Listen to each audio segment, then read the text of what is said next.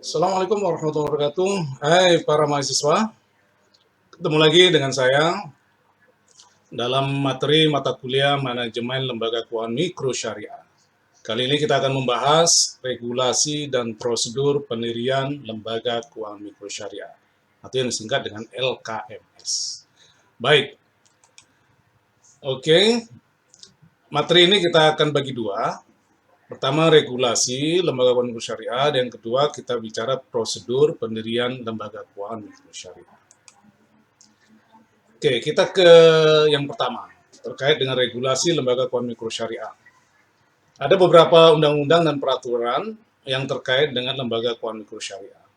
Dalam uraian berikut ini ada 3 ketentuan yang harus diketahui paling tidak oleh kita semua, para mahasiswa tentunya. Yang pertama adalah Undang-Undang Nomor 25 Tahun 1992 tentang perkoperasian.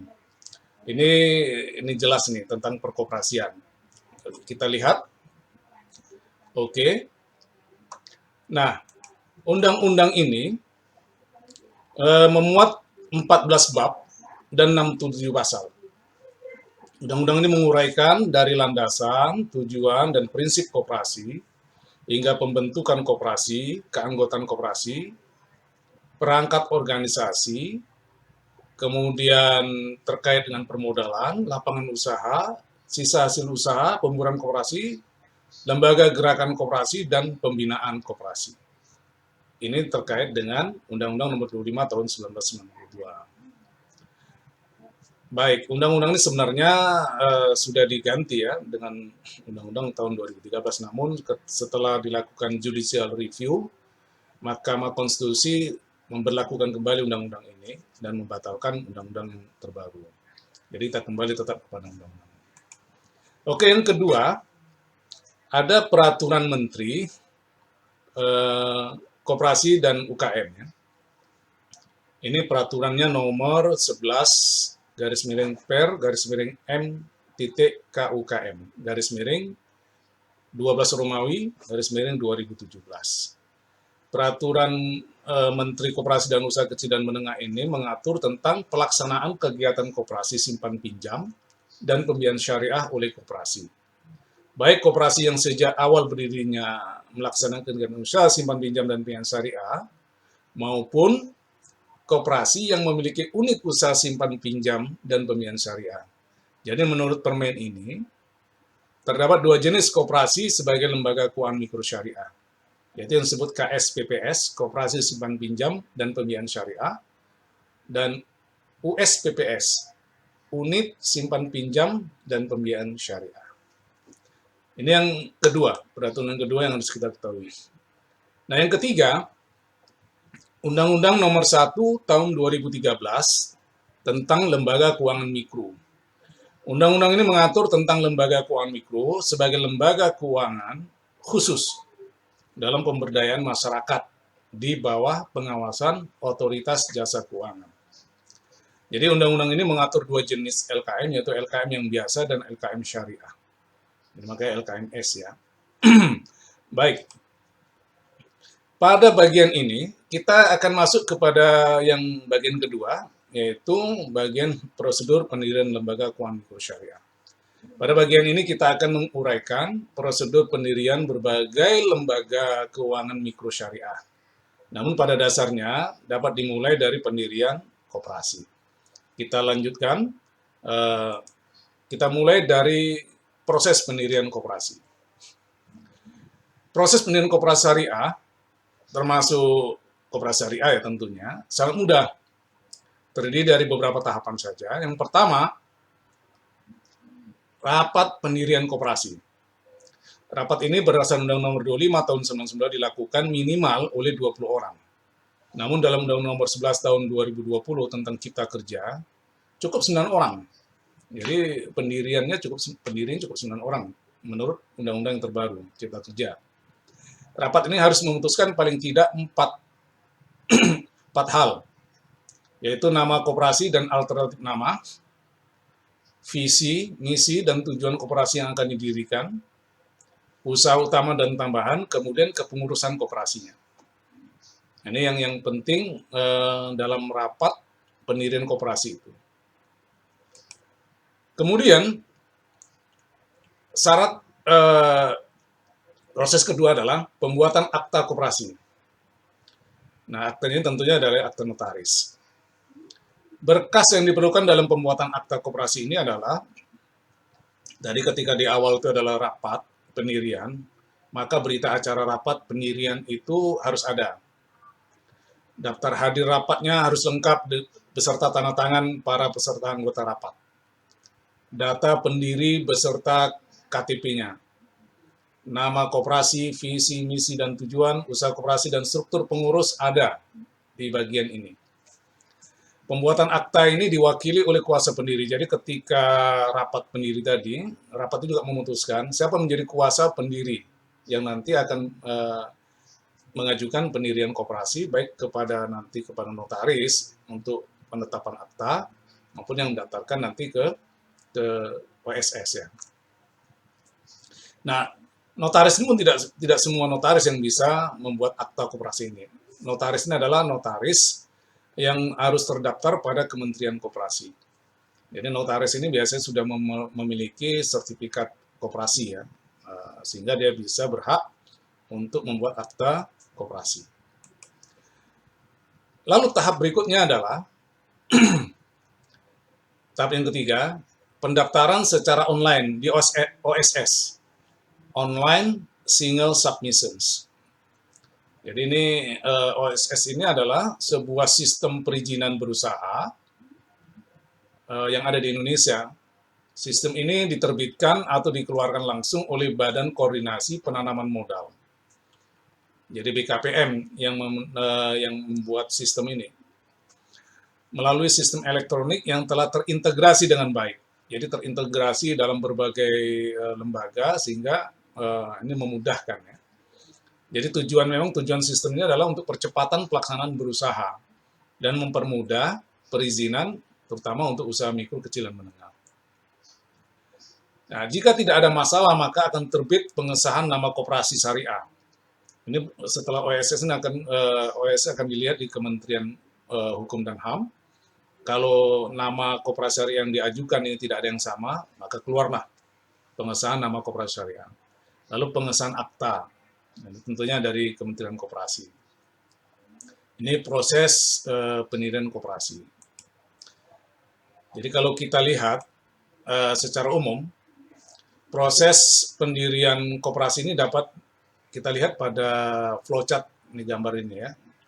Nah, kita dimulai dari pertama ini rapat pendirian. Ini rapat pendirian inilah nanti yang akan dijadikan bahan oleh notaris. Ini terkait dengan berita acara, keputusan rapat, yang tarif visi misi nama ya kan. Kemudian keputusan rapat ini memutuskan juga siapa kuasanya, lalu mendaftarnya kepada notaris. Notaris akan buat draft akta sesuai dengan ketentuan dari Kementerian Koperasi, undang-undang ya. Lalu akta notaris yang sah, lalu didaftarkan ke OSS. Nah, dari OSS ini nanti akan keluar pengesahan nama oleh Kementerian Hukum dan HAM. Nah, ini buka pengukuhan akta.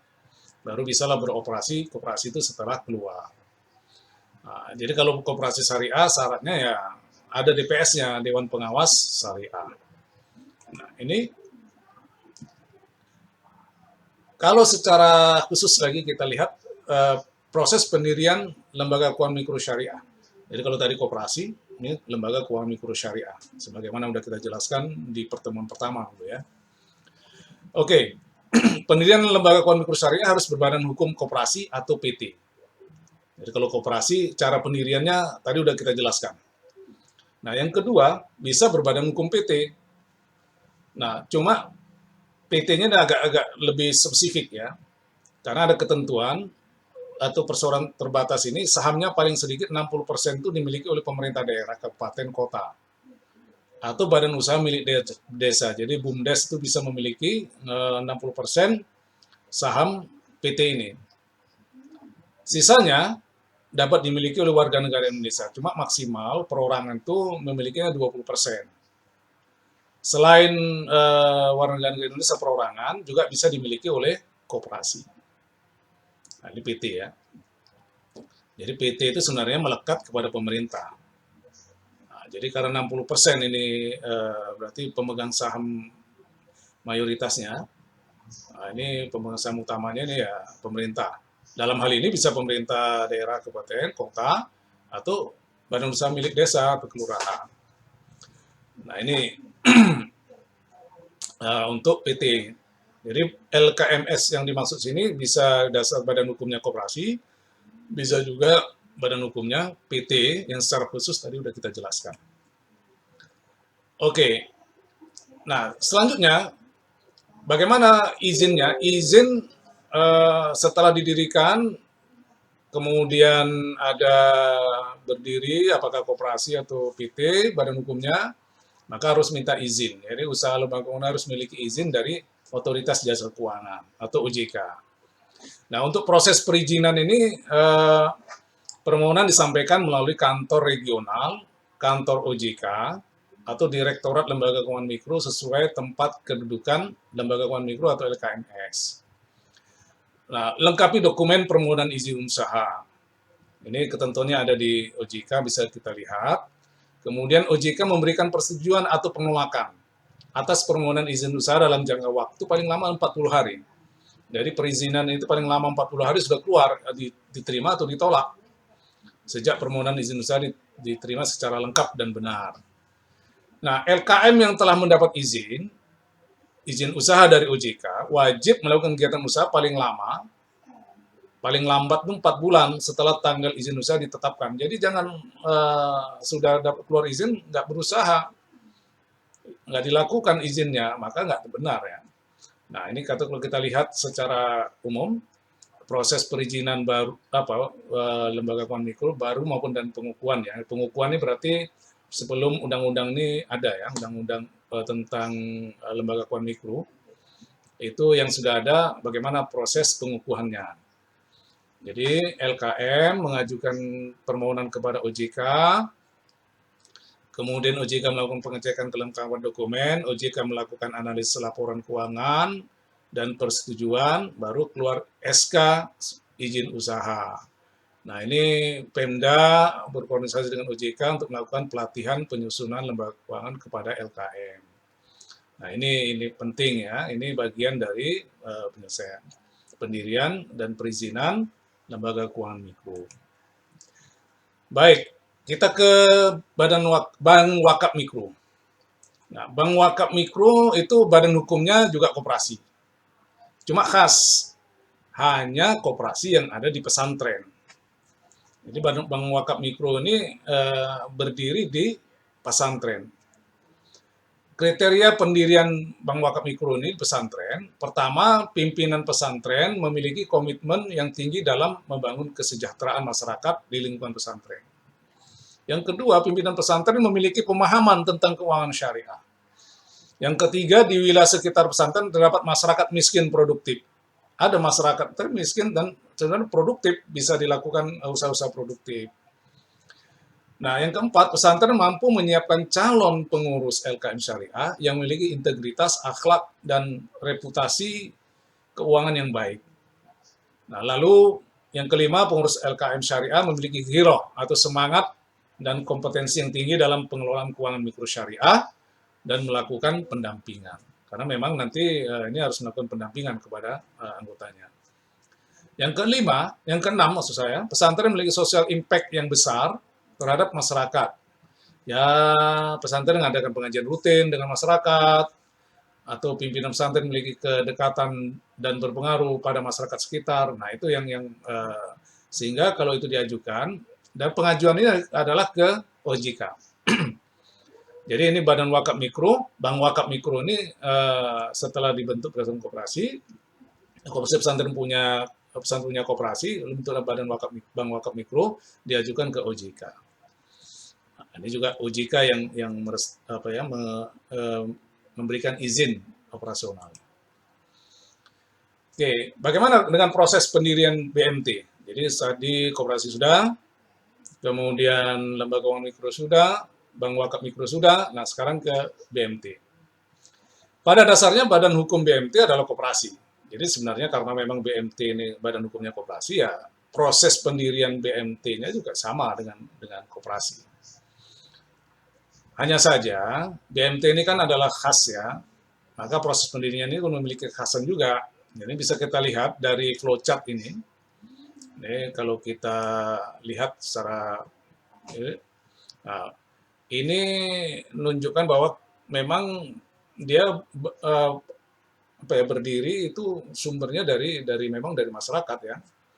Jadi dari Tokmas ya, tokoh masyarakat, kemudian agribisnis, jadi yang Fokusma, kelompok usaha bersama gitu ya. Jadi ini jadi Pemrakarsa itu memberikan sosialisasi apa itu BMT, apa kepentingannya, lalu ini kepada tokoh masyarakat, kepada ya pebisnis, terutama bisnis di pertanian, kemudian kelompok usaha bersama, lalu setelah dari sosialisasi mereka berminat, bersemangat, dibentuklah P3B, Panitia Penyiapan Pendirian BMT. Ini apa? Ya perlu untuk